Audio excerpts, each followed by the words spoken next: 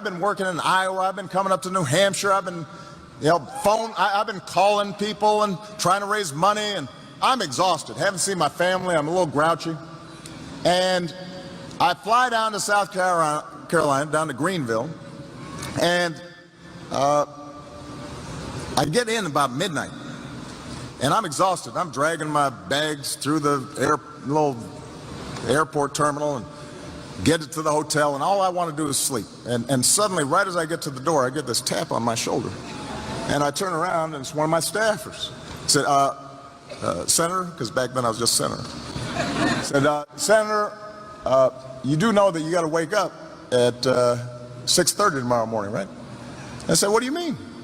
He said, well, remember that state legislator you met? You promised you'd go out to Greenwood? Well, that's tomorrow. So I'm muttering under my breath. I'm not happy. I go in, just fall out. Alarm goes off, and I feel terrible. I am exhausted. Think I'm coming down with a cold. I open up the curtains. It's pouring down rain outside. Pouring down rain. Horrible day.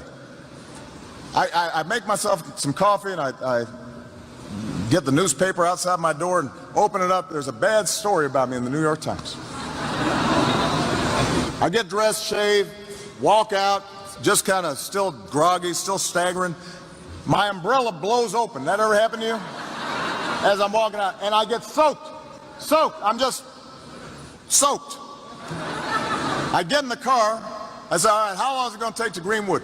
An hour and a half. An hour and a half. So we're driving, and we're driving, and we're driving.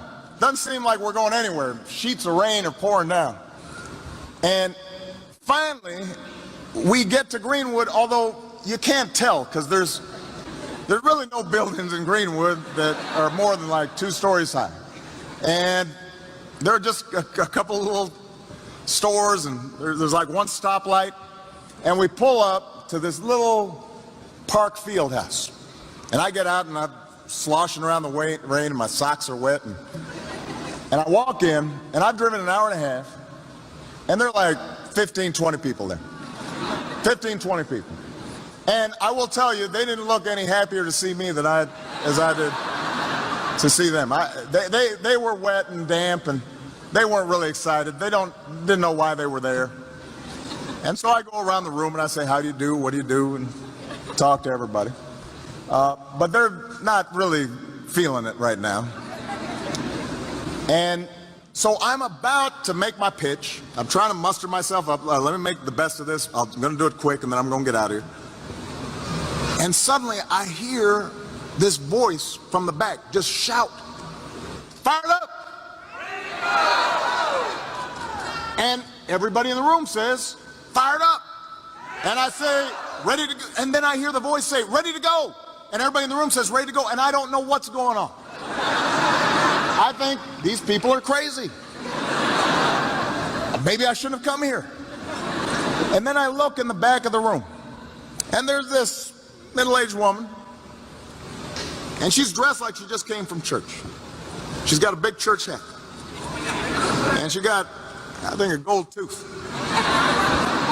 Turns out she holds a position in the local NAACP office, and also, I'm not kidding you, is a private detective. This is a true story. She's like a private eye. Although it's hard to think that you wouldn't see her coming. She's very colorful, and she's grinning at me. And apparently, she is known wherever she goes by saying this chant, fired up. And everybody knows her, so they know that when she says fired up, they've got to say fired up. And when she says ready to go, everybody's got to say ready to go. And this is what she does. Every meeting she goes to, she does this thing, which is kind of strange. So the thing is, though, she keeps on doing it. And everybody keeps on, she says fired up, and they say fired up, and ready to go, ready to go. But the interesting thing is, after a while, I'm starting to get kind of fired up. I'm starting to. I'm starting to feel like I'm ready to go. And all those negative thoughts and all those bad memories start kind of drifting away. And we have a great meeting with these 20 people. And they all say, we're going to support you. And we're going to go out there and work. And even after we left Greenwood, the rest of the day, all the campaigning, when I saw my staff, I said, are you fired up? They say, I'm fired up, boss. Are you ready to go? I'm ready to go. And it just goes to show you how one voice can change a room.